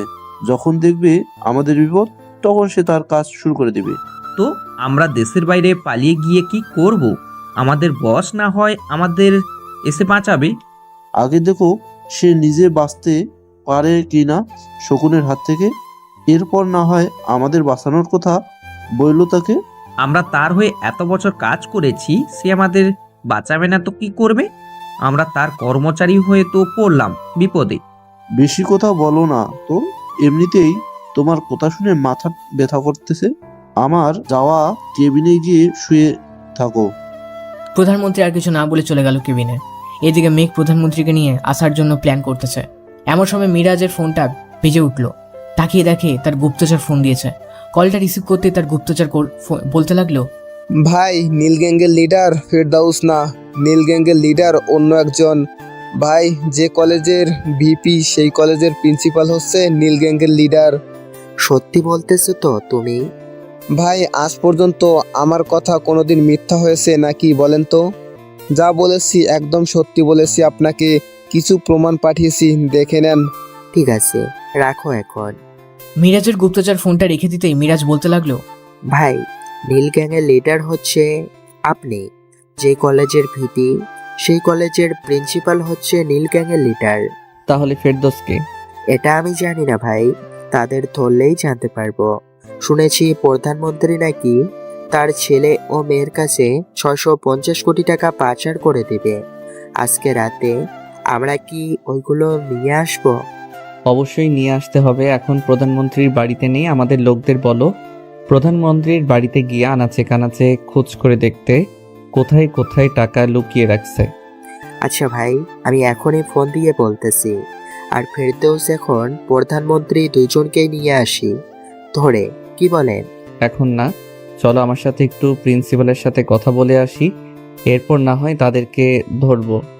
ঠিক আছে ভাই, চলেন তাহলে। আমি আর মিরাজ চলে আসলাম কলেজে। গেট দিয়ে প্রবেশ করতে যাব, এমন সময় দারোয়ান আটকিয়ে বলতে লাগলো, আপনারা কে? আপনাদেরকে তো ভিতরে ঢুকতে দেওয়া যাবে না। আমি এই কলেজের ভিপি, আমাকে ঢুকতে দিবে না তো কাকে ঢুকতে দিবে? শরত সামনে থেকে। এই বলে দারোয়ানকে ধাক্কা দিয়ে নিচে ফেলে দিয়ে চলে আসলাম প্রিন্সিপাল স্যারের কেবিনে। এইদিকে প্রিন্সিপাল স্যার তার পিএকে জড়িয়ে ধরে ফষ্টি নষ্টি করতেছে। এটা দেখে তো মেঘের চোখ লাল হয়ে গেল। মেঘ ভিতরে গিয়ে টেবিলে জোরে একটা ঘুষি দিতেই টেবিল 2 ভাগ হয়ে গেল। এইদিকে প্রিন্সিপাল আর তার পিএ ভয়ে দাঁড়িয়ে গেল। কি ব্যাপার প্রিন্সিপাল স্যার, আমি কলেজে নেই, আপনি তো দেখি এই দিক দিয়ে আপনার পিএর সাথে খুব সুন্দরভাবে ফষ্টি নষ্টি করতেছেন। মেঘ আসলে পিয়ের একটা প্রমোশন চাই তো, তাই আর কি আমি একটু তার সাথে। আপনার লজ্জা করে না মেয়ের বয়সী একটা মেয়ের সাথে এমন করতে? আর এই মেয়ে, তুমি টাকার জন্য নিজের দেহ বিক্রি করে দিতেছো এই প্রিন্সিপাল এর কাছে? ছি ছি। ভাইয়া আমার আম্মু খুবই অসুস্থ, তাই আমি মায়ের চিকিৎসার জন্য স্যারের কাছে টাকা চাইতেই স্যার আমাকে এইসব বলে আমার সাথে এমনটা করেছে। ও আচ্ছা, সবই টাকলার বুদ্ধি তাই না? চলেন স্যার, আপনাকে নিয়ে একটু মামা বিস্কুট খেয়ে আসি। অনেক দিন একসাথে মামা বিস্কুট খাওয়া হয় না। আমাকে না নিয়ে কোথায় যাইতেছো মেঘ? আমাকে ছেড়ে দাও বলতেছি, আমাকে ছেড়ে দাও। আরে চলেন, মিরাজ গাড়ি থেকে আমার ব্যাগটা নিয়ে আয়, আর আমাদের ছেলেপেলেদের খবর দিয়ে বল যে ফেরদৌস আর প্রধানমন্ত্রীকে নিয়ে আসার জন্য। ভাই ওরা চলেই এসেছে, আর ডাকতে হবে না ওদের। 3 জনকে লাইন ধরে বসা আর সকল শিক্ষার্থীকে ডাক দিয়ে আন এইখানে। মিরাজ চলে গেল ক্লাসরুমে, সবাইকে ডাক দিয়ে নিয়ে আসলো। সবার হাতেই ফোন আছে। এটা দেখে মেঘ বলতে লাগলো, যে যার আইডি থেকে পারো লাইভে যাও। আজকে তোমাদের সামনে অনেকগুলো সত্য ঘটনা তুলে ধরবো আমি। ভিপি স্যার, এখানে তো প্রধানমন্ত্রীও আছে, উনি আবার কি করেছে আমাদের? তোমরা লাইভে ঢুকে এরপর শুনতে পারবে ওদের মুখ থেকেই। আজকে পুরো দেশকে জানিয়ে দিতে চাই আমার প্রধানমন্ত্রী কতটুকু এই দেশের সম্পদ খেয়েছে। প্রধানমন্ত্রী বলা শুরু করেন, সন্ধ্যা হয়ে আসতেছে তো, মিরাজ তুই লাইটের ব্যবস্থা কর। কয়েকদিন ভাই মিরাজের সাথে যাও লাইভ দেখতে দেখতে। আর আপনি চুপ করে বসে আছেন কেন? বলতে থাকেন, যত তাড়াতাড়ি বলবেন তত তাড়াতাড়ি ছাড়া পাবেন। আমি আমার দেশ থেকে অনেক টাকা আমার ছেলে মেয়ের কাছে পাচার করে দিয়েছি। অনেক টাকা বলতে কত টাকা আপনি পাচার করেছেন মোট? আমরা ওইটা জানতে চাইছি। আর কি কি করেছেন ওইটা বলেন। প্রায় 1,60,00,000 টাকার পাচার করেছি আমি এই দেশ থেকে। আর একটা মেয়েকে ধর্ষণ করেছি, আবার তাকে মেরেও ফেলেছি। এই তো সোজাসুজি বলে দিয়েছেন, কত সুন্দর হয়েছে তাই না? এখন আপনার শাস্তি দিব। মিরাজ আমার ব্যাগটা দে। এই নেন ভাই আপনার ব্যাগ। আমার ব্যাগের ভিতর থেকে কয়েকটা তার কাটা বের করে আর একটা হাতুড়ি বের করে নিয়ে চলে আসলাম প্রধানমন্ত্রীর কাছে। প্রধানমন্ত্রীর এক পা সামনে এনে 2টা তার কাটা ঢুকিয়ে দিলাম তার এক পারে। এইদিকে প্রধানমন্ত্রীর চিৎকারে পুরো কলেজ কেঁপে উঠল। প্লিজ মেঘ, আমাকে মাফ করে দাও। আমি আরও সব টাকা নিয়ে আসবো বাংলাদেশে। আমি আর কখনোই এমন করব না। আরে বিয়া রাখেন আপনার এমন করা, আপনি করেন বা না করেন আমি এসব দেখি না। আমি সবাইকে শাস্তি দেই, শাস্তি। এই বলে আরেকটা পায়ে আরো কয়েকটা তার কাটা ঢুকিয়ে দিলাম। প্রধানমন্ত্রীর চিৎকার পুরো দুনিয়া শুনতেছে। আমি এবার চলে আসলো ফেরদৌসের কাছে। ফেরদৌসের সকল তথ্য ফাঁস করে দিয়ে তার জিহ্বাটা কেটে ফেলে দিলাম। 2 পায়ের 2টা রক কেটে দিল। পা থেকে আর মুখ দিয়ে গড়গড় করে রক্ত বের হতে লাগলো। এইদিকে আমি ফেরদৌসকে লাথি মেরে সরিয়ে দিলাম ওইখান থেকে। এবার চলে আসলাম প্রিন্সিপাল স্যারের কাছে। প্রিন্সিপাল স্যার, আপনি আপনার আসল পরিচয় দিবেন নাকি আমি দিয়ে দিব? আমার পরিচয় নেওয়ার আগে তুমি মর এবার। এই বলে প্রিন্সিপাল আকাশের বুক বরাবর দিকে দিল গুলি করে। এটা দেখে মিরাজ তার কোমর থেকে পিস্তলটা বের করে প্রিন্সিপালের 2 পায়ে 2 হাতে 20টা গুলি করে দিল। এইদিকে মেঘ যেই মাটিতে ডলে পড়ে যাবে, এমন সময় মিরাজ তাড়াতাড়ি করে আকাশকে ধরে ফেলে। এই তোরা তাড়াতাড়ি ভাইকে নিয়ে গাড়িতে ওঠা, আর তোমরা এই প্রিন্সিপালের খেয়াল রাখবে, ওর বিচার ভাই ছাড়া আর কেউ করবে না। মিরাজ মেঘকে গাড়িতে উঠিয়ে তাড়াতাড়ি করে নিয়ে আসে হাসপাতালে। মেঘের অবস্থা খারাপ দেখে ডাক্তার তাড়াতাড়ি অপারেশন থিয়েটারে নিয়ে যায় মেঘকে। বেশ কিছুক্ষণ পর একজন নার্স এসে বলতে লাগলো, রোগীর শরীর থেকে অনেক রক্ত বের হয়ে গেছে, তাড়াতাড়ি পজিটিভ 2 ব্যাগ রক্তের ব্যবস্থা করেন, না হলে রোগীকে বাঁচানো সম্ভব না। নার্স, আমার এ পজিটিভ রক্তের গ্রুপ, আমার থেকে রক্ত নিতে পারেন 2 ব্যাগ। আপনি তাড়াতাড়ি আসেন আমার সাথে। নার্স মিরাজকে নিয়ে চলে যায় কেবিনে। এক হাত থেকে রক্ত দিতে থাকে। এইদিকে ডাক্তাররা মেঘের বুক থেকে গুলিটা বের করেই সেলাই করে দেয়। বেশ কিছুক্ষণ পর অপারেশন শেষ হতেই 2 জনে শুয়ে থাকে হাসপাতালে। মেঘের গুলি লেগেছে শুনে পুরো শহরের লোকেরা চলে আসে হাসপাতালের সামনে। এদিকে মিরাজ 2 ব্যাগ রক্ত দেওয়া শেষ করে বাইরে আসতেই দেখতে পেল হাজার হাজার মানুষের ভিড়। এটা থেকে মিরাজ একটা মাইকে নিয়ে বলতে লাগলো, আপনারা এইখানে এসেছেন, আমরা অনেক খুশি হয়েছি। এখন যদি এইভাবে চিৎকার চেঁচামেচি করেন তাহলে হাসপাতালের মানুষদের অনেক ক্ষতি হবে। আপনারা শান্তি হয়ে সাইড হয়ে বসেন। রাস্তা বন্ধ হয়ে আছে, গাড়ি চলাচল করতে পারতেছে না। আমাদের ভাইকে আমরা দেখতে চাই। আমাদের ভাই সুস্থ হবে। এদিকে মেঘের জ্ঞান ফিরতেই এত মানুষের হাঙ্গামা দেখে মেঘ আস্তে আস্তে বেড থেকে নেমে চলে আসে বারান্দায়। এত মেঘকে দেখে সবাই ভাই ভাই বলে চিৎকার করতে থাকে। এইদিকে ডাক্তার আর নার্স চলে আসে মেঘের কাছে। মেঘকে দাঁড়িয়ে থাকতে দেখে ডাক্তার বলতে লাগলো, ভাই আপনি কেবিনে গিয়ে শুয়ে পড়েন, মাত্র আপনার জ্ঞান ফিরেছে, এখন হাঁটাচলা করলে আপনার সমস্যা হতে পারে। ঠিক আছে ডাক্তার। মিরাজ, তুই এক কাজ কর, প্রিন্সিপালকে হাসপাতালে ভর্তি করা। আমি সুস্থ হওয়ার পর আবার তাকে লাইভে নিয়ে সব প্রমাণ করব। ঠিক আছে ভাই, আমি তাকে নিয়ে আসতেছি, আপনি এখানে বসুন। মেঘ আর কিছু না বলে ঘুমিয়ে গেল। রাতে ঘুম ভাঙলো মেঘের। উঠে ফ্রেশ হয়ে হালকা কিছু খেয়ে নিল। দেখতে দেখতে কেটে গেল 7 দিন। এই 7 দিন মেঘ হাসপাতালে ছিল। আজকে অনেকটাই সুস্থ আছে মেঘ। তাই আবারও প্রিন্সিপালকে নিয়ে চলে আসলো কলেজ মাঠে। আবারও লাইভ শুরু করলো। প্রিন্সিপাল, এখন বলা শুরু করো তোমার কুকর্মের ফলগুলো, আর তোমার আসল পরিচয় কি তা সবাইকে বলে দাও। আমি হচ্ছি নীল গ্যাংয়ের লিডার। আপনারা এতদিন জেনে এসেছেন নীল গ্যাংয়ের লিডার ফেরদৌস, কিন্তু ফেরদৌস নীল গ্যাংয়ের লিডার না, ফেরদৌস ছিল আমার ডান হাত। আমি তাকে যা বলতাম সে তাই করতো। সে আমার জায়গায় বসেছে ঠিকই, আমি যা যা বলেছি সে তাই তাই করেছে। 2 বছর আগে যে 6টা মেয়ে ছাদ থেকে লাফ দিয়ে মারা গেছে, ওদের কারণ আত্মহত্যা না, ওদের কারণ হচ্ছে অন্য একটা। তাহলে ওদের কারণে কি আজকে আমাদের সামনে বলেন, পুরো দুনিয়া শুনুক। ওদের কারণ হচ্ছে আমি ওদেরকে ধন্যবাদ করতাম প্রতিদিন, কিন্তু ওরা জানতে পারতো না আস্তে আস্তে 3 মাস এক নাগাড়ে ধর্ষণ করি আমি ওদের। পরে আর ওদেরকে ধর্ষণ করতে পারি নাই। ওরা বুঝতে পেরে গিয়েছিল যে তাদের সাথে কিছু হতো। ওদেরকে ড্রাগস খাইয়ে ধর্ষণ করতাম, তাই বুঝতো না। পরে আস্তে আস্তে আরও 3 মাস যাওয়ার পর ওরা 6 জন বুঝতে পারে যে ওদের পেটে বাচ্চা আছে। ওরা আমাকে এই বিষয়টা জানালে আমি ওদেরকে ভয় দেখাই কিছুদিন। পরে ওরা এক এক করে আত্মহত্যা করতে থাকে, আর আমি তাদের হাতে একটা চিঠি ধরিয়ে দিতাম যে আমার মৃত্যুর জন্য কেউ দায়ী নয়। শুনলেন তো আমাদের প্রিন্সিপাল স্যারের কাহিনী। এখন আপনারা নিজেরাই বলেন আমি তাকে কি শাস্তি দিব। ভিপি, আপনি ওনাকে আমাদের হাতে ছেড়ে দেন। এই লোকটা আমাদের বন্ধুকে মেরে ফেলেছে। আজকে আমরা তাকে মেরে ফেলবো। এই সবাই ধর তাকে। সবাই প্রিন্সিপালকে লাথি ঘুঁটা দিতে লাগলো। সবার পায়ে জুতা থাকার কারণে প্রিন্সিপালের শরীরে বিভিন্ন স্থানে লেগে রক্ত বের হতে থাকে। 20 মিনিট পিটানোর পর প্রিন্সিপাল মৃত্যু হয়। আর সবাই বলতে থাকে, ভিপি, আজ থেকে আপনি আমাদের এই কলেজের প্রিন্সিপাল।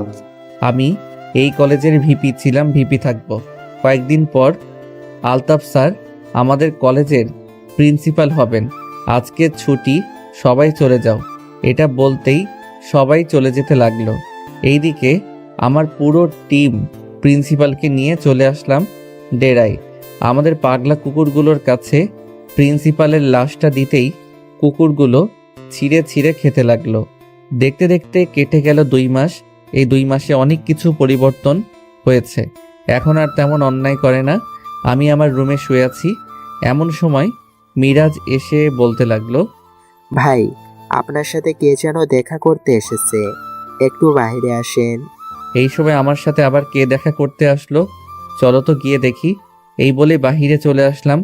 বাহিরে এসে দেখি একটা 4 বছরের মেয়েকে কোলে নিয়ে একটা মেয়ে দাঁড়িয়ে আছে। বাচ্চা মেয়েটা মেঘকে দেখে তার মায়ের কোল থেকে নেমে দৌড়ে চলে আসলো মেঘের কাছে। মেঘ মেয়েটাকে কোলে নিতেই মেয়েটা বলতে লাগলো, আব্বু, আব্বু, মাম্মি আমাকে নিয়ে আসে নাই এতদিন তোমার কাছে। আরিয়া, তুমি আমার কাছে আসো, ওটা তোমার বাবা না। কেন মিথ্যা বলতেছো? মীরা নিজের নাম পাল্টে দিয়েছো কোহিনূর। তুমি কি ভাবছো আমি তোমাকে কখনোই চিনতে পারবো না? প্রথম দিন দেখেই চিনে ফেলেছি। ভালো করেছেন। এখন আমার মেয়েকে আমার কাছে ফেরত দেন, আমি আমার মেয়েকে নিয়ে চলে যাব। আমি যাব না তোমার সাথে, তুমি খুব পচা, তুমি আমাকে বকা দাও প্রতিদিন। এই, তুমি আমার মেয়েকে বকা দাও কেন? আজ থেকে আমার মেয়ে আমার সাথেই থাকবে। তুমি না থাকতে চাইলে চলে যাও। ঠিক আছে, চলে যাইছি। এই বলে যেই কোহিনূর চলে যেতে যাবে, পিছনে এক পায়ে গিয়ে আবার সামনের দিকে ঘুরে মেঘের কাছে দৌড়ে এসে জড়িয়ে ধরে কান্না করে দেয়। এটা দেখে আরিয়া খুশি হয়ে বলতে থাকে, ইয়ে, আম্মু কান্না করে দিয়েছে, আম্মু কান্না করে দিয়েছে। আরিয়া, তুমি আমার সাথে আসো, তোমাকে চকলেট কিনে দিব। চলো ভাইয়া। মিরাজ, আরিয়াকে নিয়ে চলে যেতেই আমি কোহিনূরকে জড়িয়ে ধরে বললাম, তোমাকে খুব মিস করেছি এতদিন। আমিও তোমাকে মিস করছি। এখন তো কাজে চলে এসেছি, এখন তো একটু ভালোবাসো। বাসবো তো, চলো। এই বলে মীরাকে কোলে নিয়ে চলে আসলাম রুমে। আস্তে আস্তে মীরাকে কিস করতে লাগলাম। বাকি কথাগুলোও আস্তে আস্তে মিলিয়ে গেল। আজকের গল্পটা এই পর্যন্ত। আবারও দেখা হবে প্রিয় পাঠক পাঠিকারা নতুন কোনো গল্পে। ততক্ষণ সবাই ভালো থাকবেন, সুস্থ থাকবেন। ধন্যবাদ।